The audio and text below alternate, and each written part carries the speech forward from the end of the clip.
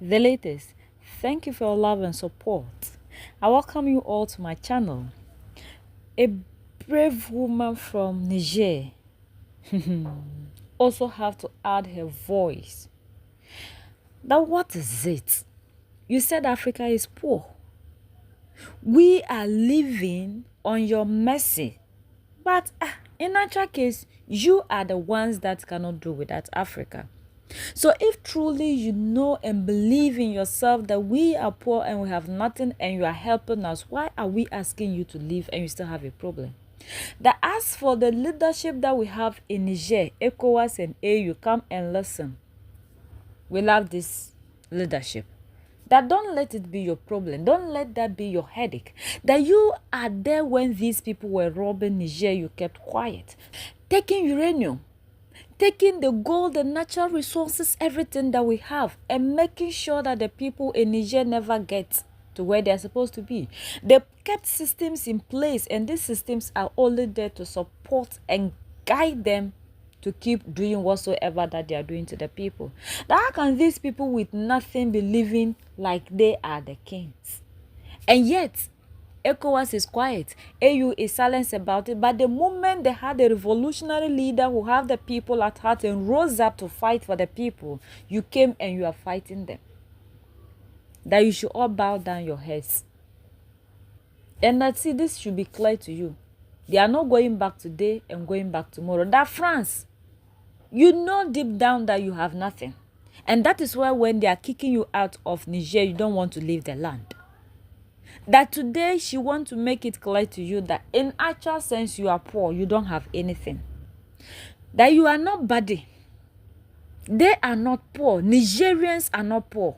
You have educated us and given us systems and given us false identity in believing that we are poor, but you rather have nothing.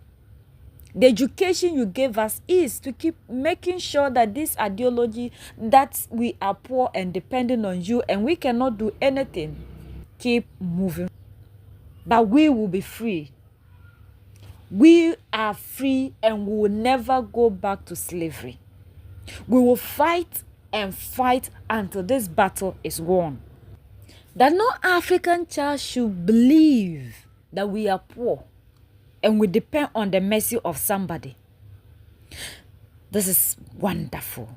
So please, let's listen to the woman elaborate more. So that's the latest around the world, in Africa, West Africa, and in Niger. Participant gets who made the move from outside feel at home, as it was signed in Berlin. Today, the alliance of the Sahel is alive. And we have many people who left their countries and came in Niger because of this cause, because something is done in Niger. And they hear about it. So this struggle was done through youth and the women. Through the youth, I mean through the women, because the women are in the center of humanity. And the women worked for the struggle and they succeeded. And today we created the Alliance of the Sahel. When they created their union, there wasn't any problem. But our alliance, our alliance is not well seen by the enemies. And as the ring, you have the ring in a marriage. The ring is the symbol for marriage. And today we have the alliance of the Sahel countries that are not that our enemies do not like. And they colonized us, yes, by using force. And today they are facing another generation of people who refuse slavery, who refuse to be obedient to their orders. what we call our organization, the M62, M62 in French, was created in October because people were massacred, killed in a Tera region of Niger, and because we know that Niger belongs to Niger people, we do not forget.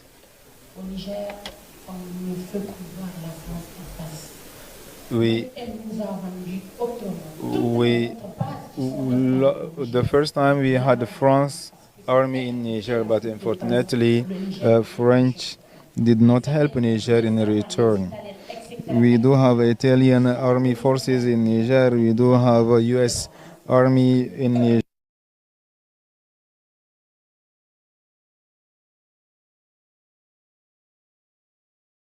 Niger. And we in Niger, we have different ethnic groups, but we are one because we belong to the same culture and tradition. And they take things from us and bring them back to us to divide us. They shape new identities, new cultures, and use them against us. And that will not work. We have warriors in Niger. We have warriors in the continent. And today, if I can see old people, seniors with us, that means we still are lucky to have seniors with us. They will share good moments, knowledge with us, experience with us, and help us to grow up on the good way. And we are just at the start of the struggle. It's not the end of the struggle. And the air that they breathe is the same air that we breathe too. And today we speak the same language. This is the language of the former colonizers. And we have NATO.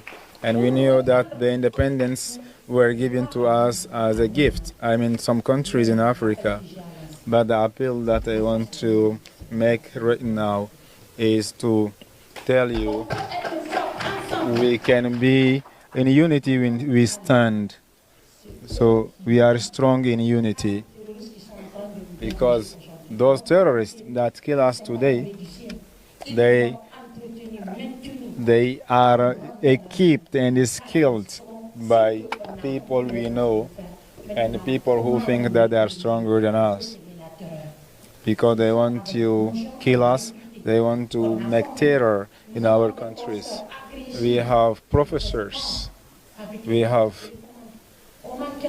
people with knowledge in Niger and in Africa, whereas we do have some illiterate people, people who never go to school, how to manipulate technology. So who trained them? So we know now who is training them. These people are called imperialists, and we consider them as the black imperialists. And we sleep together, we eat together with those bad guys. And please come back on the reality. So when they come in our countries, we call them expatriates. But when we go to their countries, we are called immigrants. So the same borders and the same documents they do have to come in our countries, we do have the same. And if we go in their countries, we are given bad jobs. We said no to that injustice, and we want to be treated as human beings. That's it. And we are ready to pay huge price. Even if that will cost our life, we were ready to pay our life for this cause. And we are ready. And the struggle will continue. And let's remind you that in unity we stand, and in division we fail. So, and we can see them doing many actions. We understand what they are doing. They try everything they can do against us. Whatever they can do, they are doing it against us. And we will never change. We stay strong and fight against them.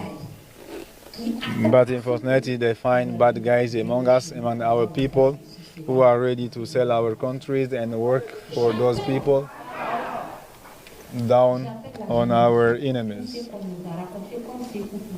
And whatever Secretary said to us today, we understand that is true. Our president of Burkina Faso called Blaise Compaoré, who ruled Burkina Faso for 24 days.